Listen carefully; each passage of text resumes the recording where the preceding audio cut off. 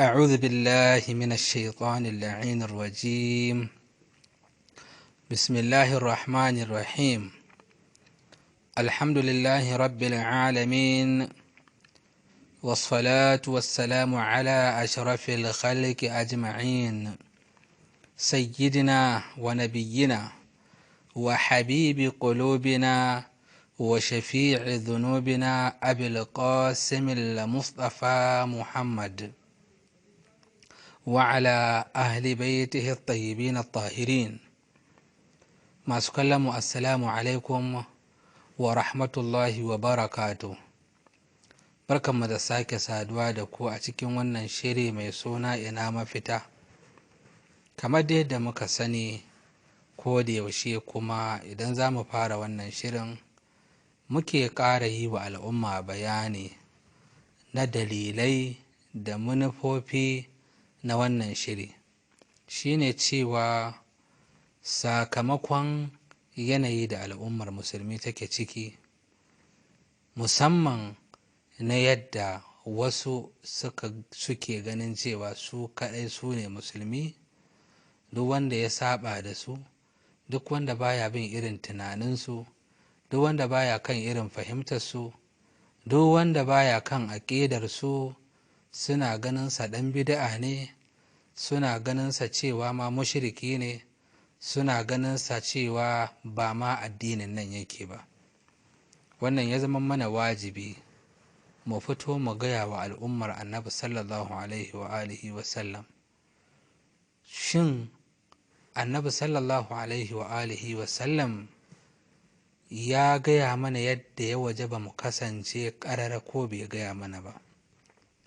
A bisa wannan hanya ne muka ɗauko muka yi bayani na wasu daga cikin ayyuka na ma'aiki sallallahu alaihi wa alihi wa sallam, wanda muka nuna abu na farko, nauyi na shiryar da al'umma Allah ya danka shi ne a hannun fiyayyen halitta annabin rahama Muhammad sallallahu alaihi wa alihi wa sallam.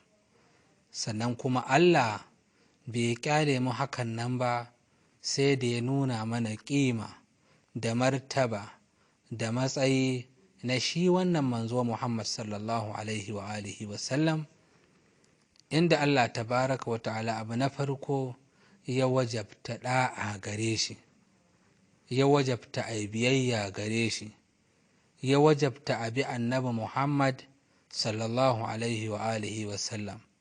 Babu wata shiriya, babu wani tsira, babu wata mafita face sai an bi ta hanyar annabi Muhammad sallallahu alaihi wa ala alihi wa sallam.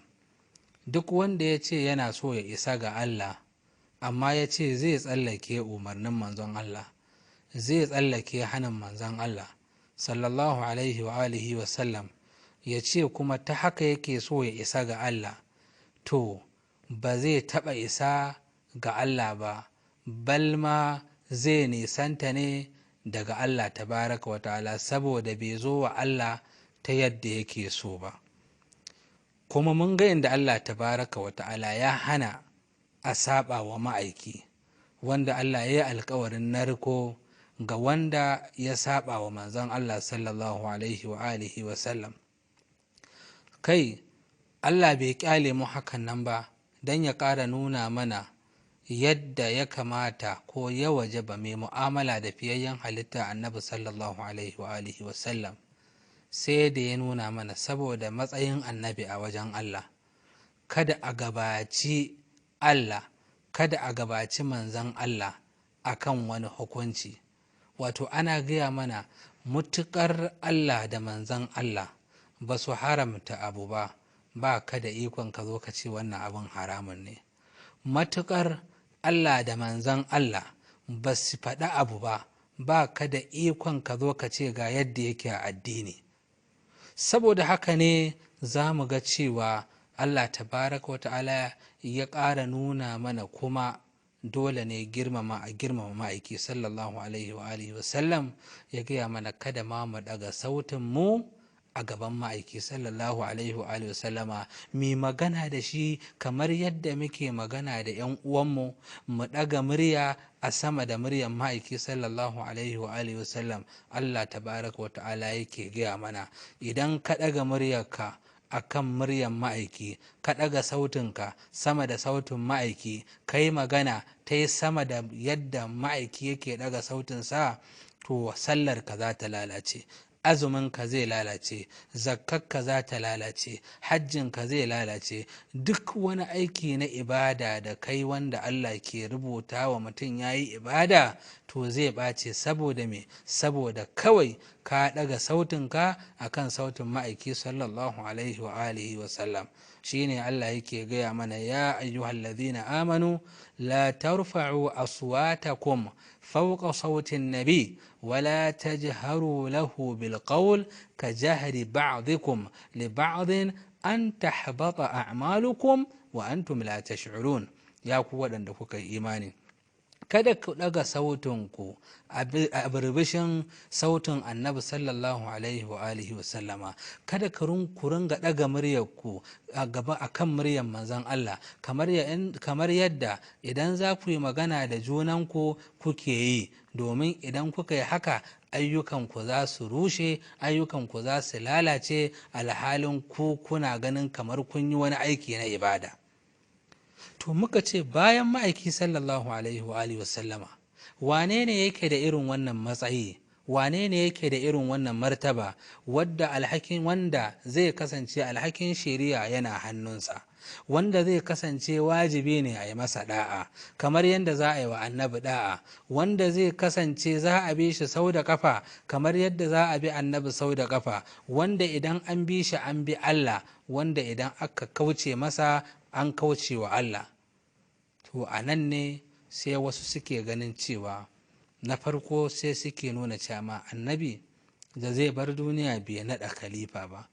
Muka ce to wannan lallai al'amari ne ake faɗansa da baki, amma a haƙiƙa dalilai na alƙur'ani da dalilai na sunna da ta manzon Allah sallallahu alaihi wa sallama sun tabbatar mana da cewa annabi bai bar duniyan nan ba sai da ya sanya khalifan da zai gaje shi.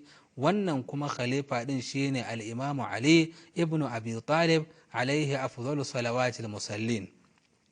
Imamu Ali alaihi salam shine annabi ya nada a matsayin khalifa, wanda riwayoyi ingantattu a shirin da ya gabata da shirye-shiryen da suka gabata mun nuna waɗannan riwayoyi, waɗanda ma'aiki sallallahu alaihi wa alihi wasallama ya ɗaga hannun Imamu Ali ya ce shine khalifansa, ya ce shine wasiyinsa, ya ce shine wali, ya ce shine maula.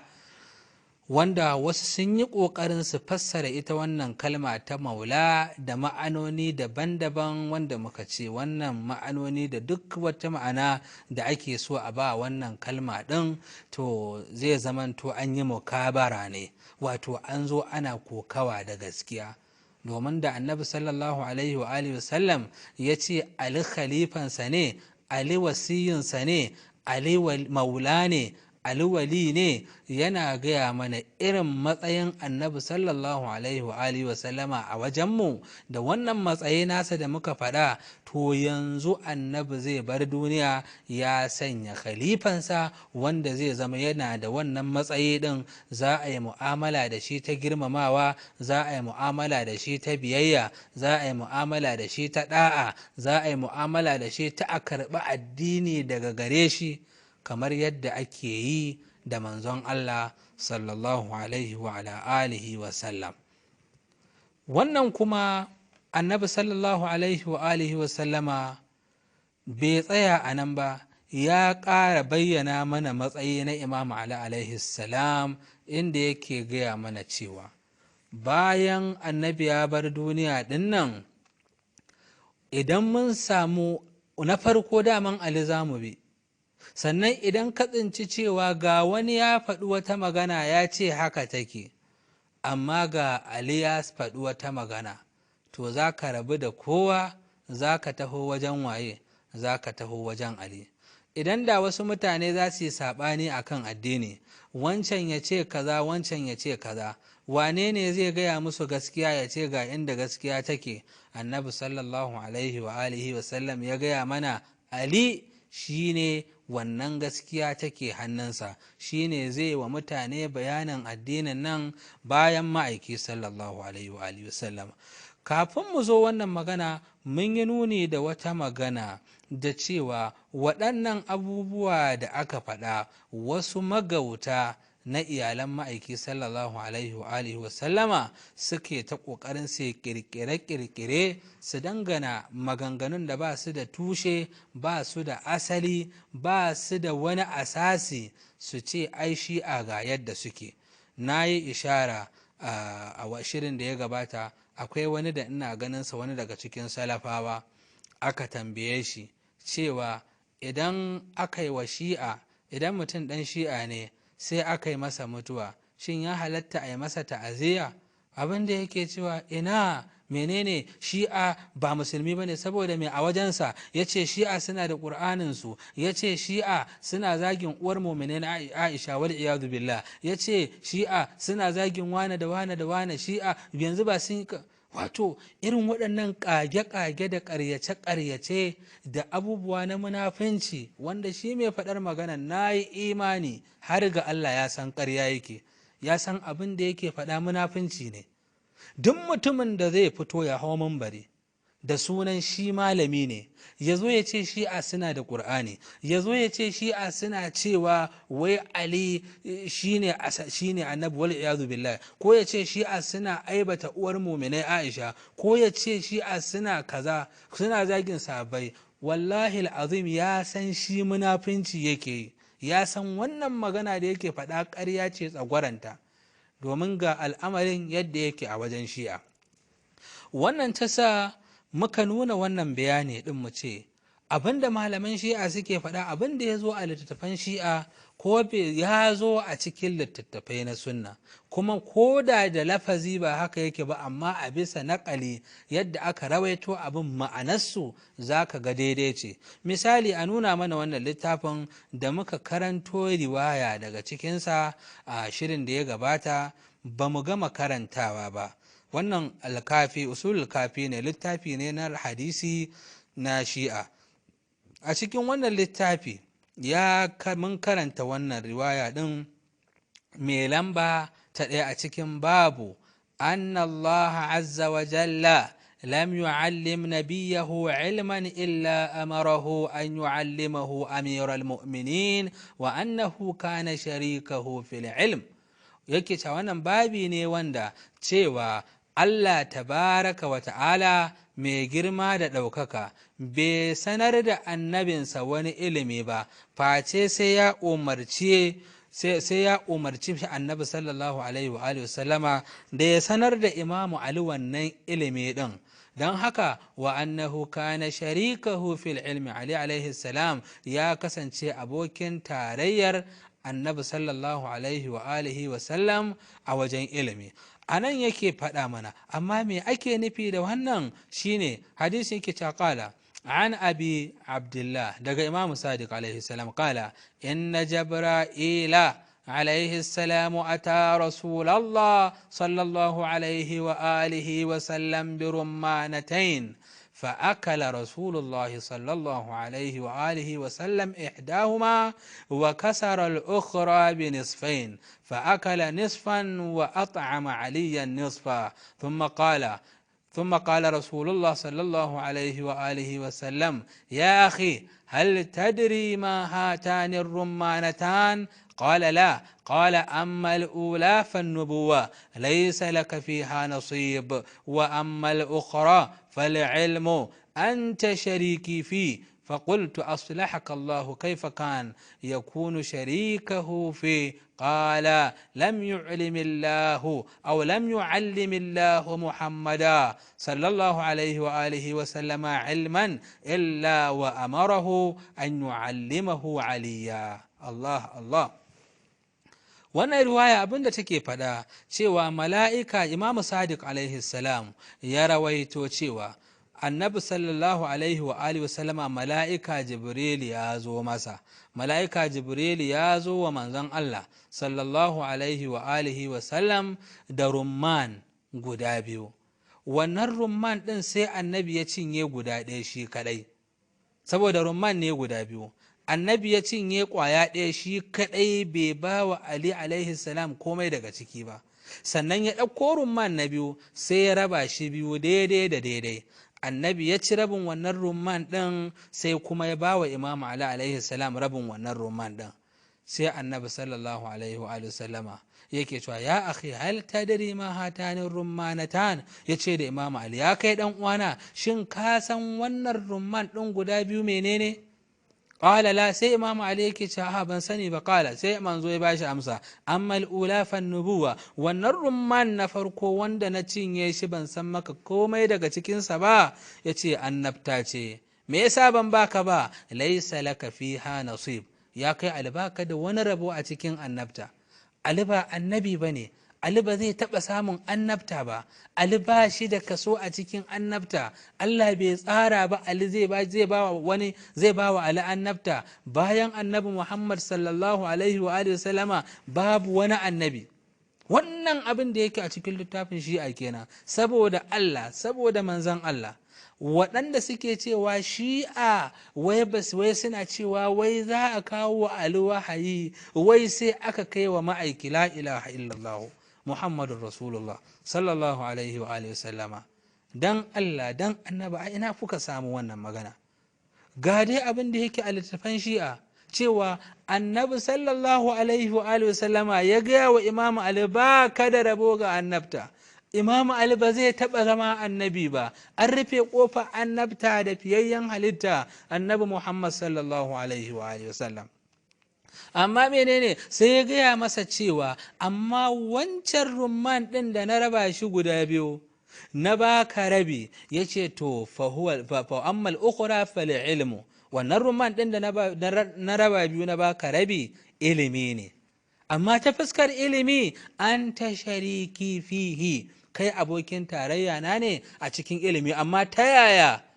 Kai tsaye Ali yake karbowa daga Allah ko kuma a'a ta hanyar manzon Allah yake karbowa? Yake gaya mana fa qultu aslahaka Allah kaifa kan. Imam Ali yake cewa ya mai tambaya din nan mai wanda Imam sa ya karbo ruwaya daga Imam Sadiq yake cewa sai na tambaya nake cewa to ya Imam, ta yaya Imam Ali zai zama abokin tarayya annabi a wajen ilimi? Kaga haka ya kamata ya kasance. Idan ka ji magana baka gane ba sai ka tambayi wanda yake ahalin abin. Amma ka zo kana gaba da Shi'a, ka tafi ka samu basalafe ba wahabi, ya zo ba tsoron Allah, ya zo ba tunanin al'ummar da yake magana da su, ya kintayo ƙaryar da babu ita a littafin Shi'a ya faɗa. Ina za a kai wannan haƙƙi? Ina za a kai wannan haƙƙi? Ka gani? To a nan shi ne sai annabi sallallahu alaihi wa alihi wasallama amsar da Imamu Sadiq ya ba wannan sahabin nasa cewa ta yaya Ali zai zama abokin tarayyar annabi a cikin ilimi, sai yake ce masa qala lam yu'allimillahu Muhammadan, Allah bai taɓa sanar da annabi wani ilimi ba sallallahu alaihi wa alihi wasallam illa wa amarahu an yu'allimahu Aliya, sai Allah ya umarci annabi Muhammad sallallahu alaihi wa alihi wasallama ya ce ka koya wa Ali, ka sanar da Ali wannan ilimi da Allah ya sanar da kai. Ashe ta ina Ali yake samun ilimin? Ta hanyar annabi sallallahu alaihi wa alihi wasallama. Shi isa muka ce ma'anar wannan hadisi kyakkyawar ma'ana ce. Littattafai ko babu ita wannan riwaya a littattafai na sunna kwabo da kwabo, to ruwayoyi da suke tabbatar da ma'anarta ta sun tabbata. Hadisin ana madinatul ilmi wa aliyun babuha, hadisai daban-daban, a'lamukum Ali, afradukum Ali, aqdakum Ali, duk irin waɗannan abubuwan suna gaya mana cewa annabi sallallahu alaihi wa alihi wasallama ya sanar da Imam Ali alaihi salam ilimin da waninsa bai samu ba, har Imam Ali alaihi salam yake gaya mana saluni qabla an tafqiduni, ku tambaye ni kafin ku rasa ni.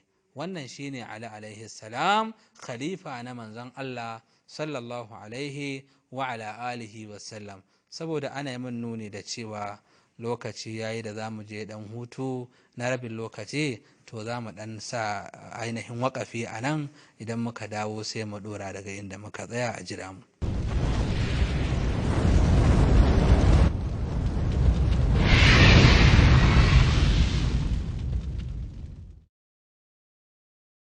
Masu kallon mu, barkanmu da dawowa daga wannan hutu na rabin lokaci da muka tafi.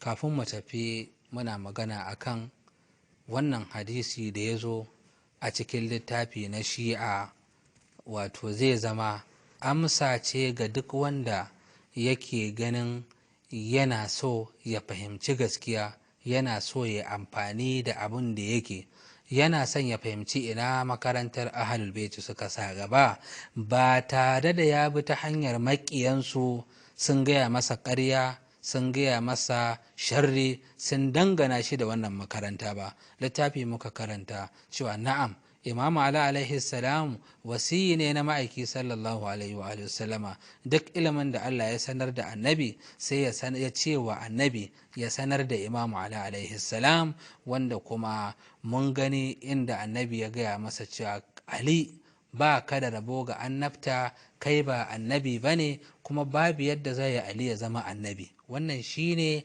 aqidar dukkan musulmi. Duk wani wanda zai ce akwai wani annabi bayan annabi Muhammad sallallahu alaihi wa sallam, wannan kafiri ne. Wannan kuma aqidar Shi'a shine cewa babu wani annabi bayan manzo sallallahu alaihi wa sallama. Magana shine Allah da manzansa sun sanya khalifan da zai gaji ma'aiki sallallahu alaihi wa sallama shine Aliyu dan Abi Talib, wanda kuma a gurinsa ne za a karɓi addinin nan. Tana iya mutum ya ce, to yanzu menene na ta yadda kullum ana maganar wani khalifan annaba shine Ali, Alin ya tafi, Abubakar ya tafi, sahabban sun tafi, babu su, mu ya za a ringa damun mutane da wannan magana? Muka ce maganar ba haka bace, maganar ba ta Ali ya tafi bace, maganar ba ta sahabbai sun tafi bace, maganar ba ta ahlul baitin sun tafi bane. Maganar cewa bayan manzon Allah sallallahu alaihi wa alihi wa sallam dinnan, idan ina so na yi addini yadda Allah ya umarci manzo sallallahu alaihi wa alihi wa sallam, yadda annabi ya koyar, a ina zan karɓi wannan addini? A ina zan karɓi addinin nan?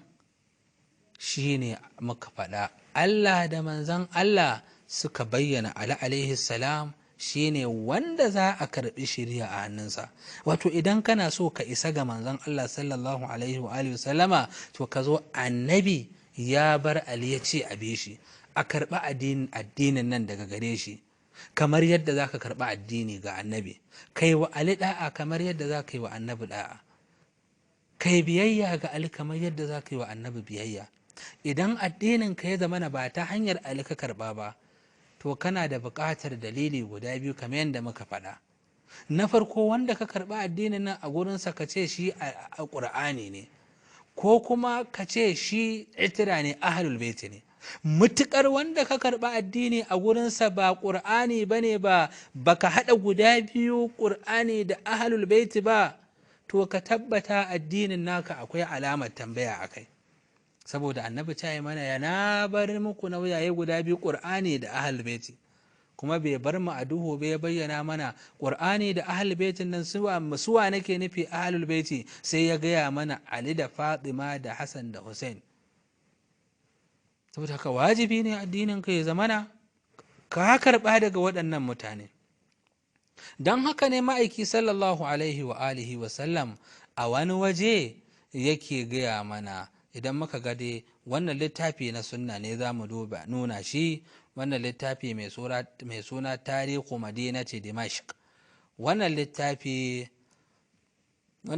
mai suna tarihu madinati dimashq a cikin juzi'i na ta 42, a nuna mana wannan littafi a cikin juzi'i na 42 yake gaya mana, gashi nan, tarihu madinati dimashq a juzu'i na 42 a cikin shafi shafi na 387 a samar Ali ibn Abi Talib.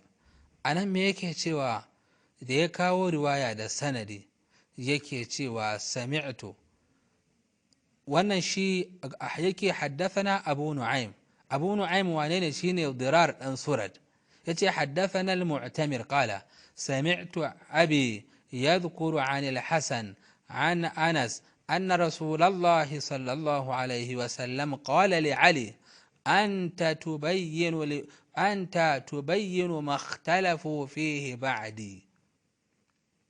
annabi wannan ruwaya da suka karɓo cewa daga Anas da Malik, annabi sallallahu alaihi wa alihi wa sallama ya gaya wa Ali ya ce anta tubayyinu makhtalafu fihi ba'di, kai ne za ka yi bayanin abin da mutane suka samu saɓani a kansa bayana. Tambaya, yanzu mutane sun samu saɓani, ya ake alwala? Kana da buƙatar ka ji Aliya ya koya alwala. Mutane sun samu saɓani, ya ake sallah? Kana da buƙatar ka tambayi Ali ka ji ya ake sallah. Mutane sun samu saɓani ta ɓangaren aƙida, waɗancan sun ce Allah a sama yake, yana kan gado a zaune, yana kan al'arshin yana ta ƙiƙi yana rawa. Kana da buƙatar ka koma ka tambayi Imamu Ali alaihi salam, ka ce ga wasu can suna cewa Allah yana sama, ya Imamu Ali, shin ya sifar Allah take? Sai ka karɓi tauhidi a gurin Imamu Ali. Tauhidinka, hukunce-hukuncenka, akhlaq ɗinka da duk wani al'amari da ya shafi addini, kana da buƙatar ka koma gurin wane ne? Kana da buƙatar ka koma gurin Ali ka samu.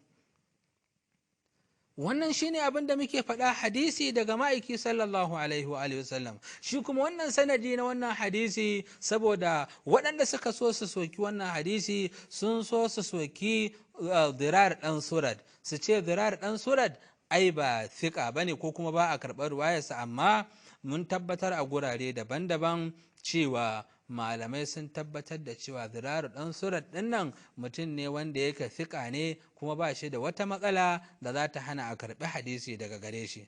Wannan hadisin ba guri ɗaya ya zo ba, ya zo gurare daban-daban inda annabi sallallahu alaihi wa alihi wa sallam yake gaya mana.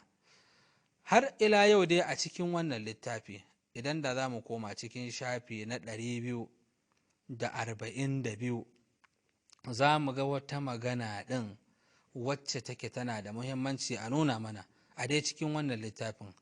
Shi ma bayan sanadin riwayar da aka rawaito yake cewa ƙalara, wannan daga Abu Dhar kenan, yake cewa ƙala Rasulullah sallallahu alaihi wasallam, man sarrahu an yahya hayati wa yamuta mamati wa yaskuna jannata adn التي غرسها الله ربي فليتولى عليا بعدي. الله أكبر. a wannan hadisi daga Abu Dhar yake cewa manzon Allah sallallahu alaihi wa sallam yana cewa duk wanda yake so ya rayu irin rayuwar da nai, ya mutu irin mutuwata, ya zauna a cikin aljanna ta adin wacce Allah ya dasa ta, wacce Allah tabaraka wa ta'ala ya gina ta, to ya falyatawalla aliyan ba'di, ya ba albayana, ya zama yana bin albayana.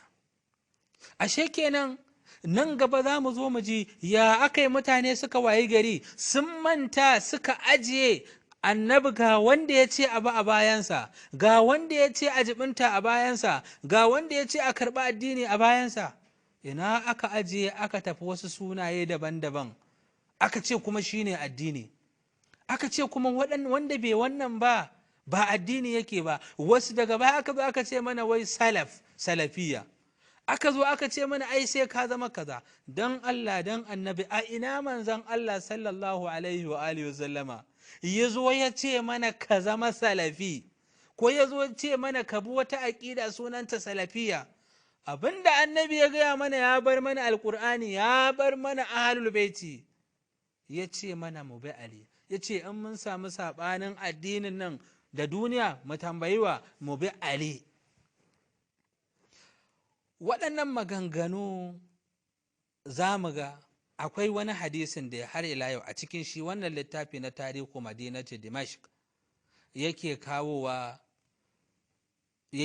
wannan riwaya din daga abi sa'id at-tamimi an abi thabit maula abi dhar qala دخلت على أم سلمة فرأيتها تبكي وتذكر عليا وقالت سمعت رسول الله صلى الله عليه وسلم يقول علي مع الحق والحق مع علي ولن يفترقا حتى يرد علي الحوض يوم القيامة. الله أكبر. wannan riwaya uwar muminai ummu salama Allah ya ƙara mata yarda, wannan abi thabit maula abi dhar, abu thabit in ne yake cewa na shiga wajen uwar muminai ummu salama, fara'aitu hatta biki sai na ganta tana kuka wa tadhkuru aliyan, tana ambatan ali, tana maganar ali, wa qalat tace sami'tu rasulullah sallallahu alaihi wasallam, naji manzan Allah sallallahu alaihi wa alihi wasallam yana cewa, ya kulu yana cewa aliyun ma'al haqqi wal haqqu ma'a aliyin, gaskiya tana tare da ali kuma ali yana tare da gaskiya, lan yaftariqa, da ali da gaskiya ba za su taɓa rabuwa ba, hatta yarda alayya alhauda yawmal qiyama, har sai sun zo sun riski annabi a tafki, a bakin tafki ranar alkiyama. Can annabi ya ce mana in kana son ka rayu kaga sunna kenan. Idan da akwai wani mai da'awar sunna, idan da akwai wani mai da'awar cewa za a bi sunna, to idan sunna tana nufin abi abin da annabi ya ce, to annabi ca ya ce abi ali, annabi ca ya ce a karɓi addini a wajen ali, annabi ca ya ce idan kana so ka rayu irin rayuwar annabi, wato rayuwar addini yadda Allah yake so, to ka mutu a matsayin kana kan tafarkin nan na gaskiya yadda annabi yake, to me za ka yi? Sai ya ce ka ba ali, domin me? Alin nan zai kai ka ga alkur'ani ne, alin nan yana tare da gaskiya, gaskiya tana tare da shi, alin nan ilimin nan na annabta da Allah ya saukar wa fiyayyen halitta annabin rahama Muhammad sallallahu alaihi wa alihi wa sallama, wane ne ya gaji wannan ilimin da in an bi shi an shirya? Shine Ali dan Abi Talib. To a gaya mana, saboda Allah, saboda manzan Allah, wane ne a cikin sahabbai annabi ya faɗa mana haka ya ce a bi shi? Babu shi. Su ma kowa da an yi, malaman sun yi tirafi suka ce annabi bai ce abu kowa ba, muka ce a'a, annabi ya ce abu ali, ga hadisan nan a cikin littattafanku, ga hadisan nan a cikin littattafan addinan littattafai na al'ummar musulmi. Ta yaya za a ce annabi bai ce abu kowa ba? Lallai annabi ya ce bayansa abu ali. Mas'alar ba ta wai kawai a zuwa ya mulki ba ne bayan annabi, a'a, mas'alar ita ce addinin yaya za mu yi shi, a gurin wa za mu karɓi addinin nan bayan shuɗewa ta ma'aiki annabin rahma Muhammad sallallahu alaihi wa ala alihi wa sallam. A cikin dai wannan littafi ɗin, idan muka ci gaba, maganganu da yawa ne suka zo a cikin wannan. A cikin littafin a shafi na 450, littafi ne na ahlus sunna, me yake gaya mana? Ya kawo hadisi an abi layla al-ghifari qala sami'tu rasulallah sallallahu alaihi wa sallama yaqul satakunu min ba'di fitna fa idha kana dhalika falzamu علي بن أبي طالب فإنه أول من يراني وأول من يصافحني يوم القيامة وهو معي في السماء الأعلى وهو الفاروق بين الحق والباطل. الله أكبر. النبي صلى الله عليه وآله وسلم yake cewa satakunu min ba'di fitnatun, fitina za ta faru a bayana, za a ga fitina a bayana, amma fa idza kana zalika, duk lokacin da ka waye gari ka ga fitina, ka ga da matsala, ka ga ala a can bangaren, ka ga wani ala a can bangaren, to di yadda za ka yi falzamu wa Ali ibn Abi Talib, kada zumci Ali dan Abi Talib, ka ba Ali dan Abi Talib, ka karba addinin a wajen Ali dan Abi Talib. ka karɓi shirya a wajen Aliyu ɗan Abi Talib. Shirya tana wajen Aliyu ɗan Abi Talib, addinin yana wajen Aliyu ɗan Abi Talib. Rashin bin Aliyu ɗan Abi Talib rashin bin addinin ne, barin addinin ne, barranta daga addinin ne. Yace fa innahu awwalu man yarani, ranar alkiyama farkon wanda zai ganni shine Ali. Babu wanda zai shiga aljanna sai ya ga ma'aiki sallallahu alaihi wa sallam. Annabi ce farkon wanda zai gani shine waye Ali, wa awwalu man yusafihuni yawm alqiyama, farkon wanda zai hannu da ni ranar alkiyama shine Ali. Wa huwa ma'i fi sama'il a'la, Ali yana tare da ni a ina, a cikin sama madaukakiya. Wane ne Ali? Wa huwa al-faruqu bayna al-haqqi wal batil, shine mai rarrabewa tsakanin gaskiya da ƙarya. Ku gaya mana waye annabi sallallahu alaihi wa alihi wa sallama duk a cikin sahabbai wanda annabi ya gaya masa haka, ya ce kai ne mai gaskiya, kai ke tare da gaskiya, kai ne mai rarrabewa tsakanin gaskiya da ƙarya? Sai Aliyu ɗan Abi Talib. Shine Al-Faruq ɗin nan suna ne da manzan Allah da kansa ya gaya wa Imam Ali alaihi salam, wanda Allah ya gaya mana ma yantiqu anil hawa, annabi baya faɗan san zuciyarsa, in huwa illa wahyun yuha. In ka ji annabi ya faɗi magana to wahayi aka yi masa, kuma musamman wannan maganar da take da muhimmanci, cewa annabi yana gaya maka cewa waye za ka bi ka shirya ka isa ga Allah tabaraka wa ta'ala. Kaga anan wajibi annabi ya gaya wa mutane me Allah ya umarce shi. Allah ne ya umarci annabi Muhammad sallallahu alaihi wa sallama ya gaya wa al'umma cewa bayansa su ba Ali, domin fitintunu za su samu, za a zo a tura Alin, za a zo a yaƙi Alin, za a zo a zagi Alin, za a zo a yi husuma da Alin, za a zo a yi rigima da Alin, amma ya za a gane wanda yake gaskiya, wanda yake tare da Ali? Kada'an duk wanda ka gan shi a tare da Ali ka ce wannan shi ne yake kan gaskiya, wanda ka kuwa ka gan shi ba tare da Ali ba to alamar tambaya ce a kansa, domin menene? Allah da manzansa ba su ce mu bi shi ba, Allah da manzansa su ce mana suka yi. Duk sanda ka waye gari ka samu kanka a cikin irin wannan yanayi na saɓani da fitina, wa za ka rike? Za ka rike Imamu Ali alaihi salam. Wannan shine sunna. Idan sunna tana nufin abu Allah abu manzan Allah, to wannan shine sunnan manzan Allah, shine abu Ali, domin haka ya umarni. To shi yasa abun mamaki, menene dalilin da wasu suka fito suka laƙaba wa kansu wai su ne ahlus sunna, amma kuma ba su da abokin gaba da rigima sai Ali, ba su da abokin gaba da rigima sai masoyin Ali, ba su da abokin gaba da rigima sai mabiyin Ali. Wannan sunna in dai sunna ce tafiyayyen halitta annabin rahama Muhammad sallallahu alaihi wa alihi wa sallama, mun ji inda ya ce a ba Ali, mun ji inda ya ce a karɓa daga Ali. Yanda idan ka je ka karɓa daga wani Ali, kana da buƙatar ka gaya mana dalilin da ya sa ka ce mana a wajensa za a karba. Idan muka ci gaba da wannan magana ɗin, mu tsallaka wani hadisi da ya zo a cikin wannan littafi al-mustadrak ala sahihain na al-hakim an-naisaburi, a cikin juzi'i na 3 na wannan littafi ɗin ya yi wata magana mai muhimmiya, mai matuƙar muhimmanci.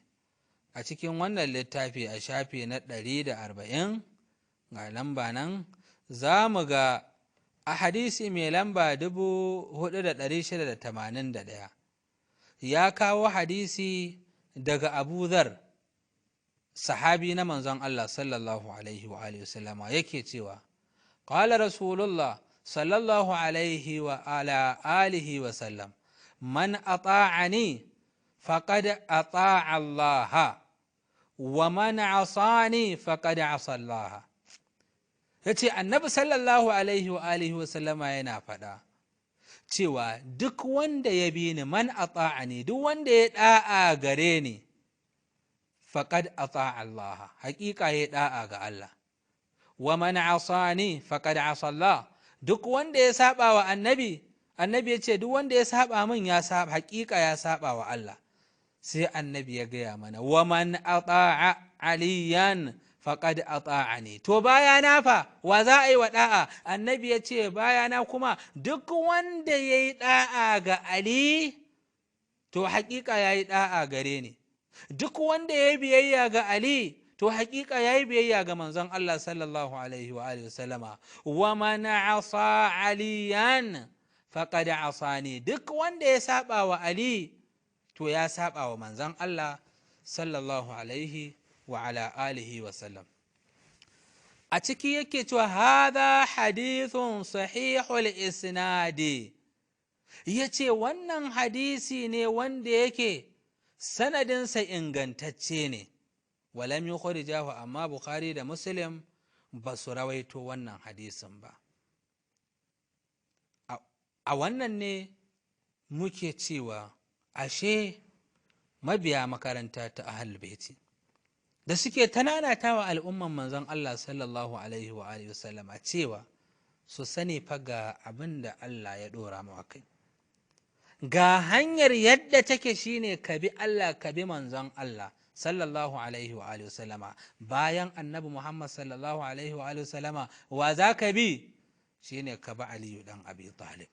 wannan kuma ba ra'ayinmu ba ne, littattafai daga cikin littattafai na makarantar ahlus sunna birjik sun kawo waɗannan riwayoyi. saboda a nemin magana da cewa lokaci ya yi, za mu karkare shirin a nan gurin mu dakata ba don mun gama ba, amma idan Allah ya nuna mana shiri na gaba za mu ɗora daga inda muka tsaya. aqulu qawli hadha wa astaghfirullaha li wa lakum min kulli dhanb فاستغفروه إنه هو الغفور الرحيم. وصلى الله على سيدنا محمد وأهل بيته الطيبين الطاهرين.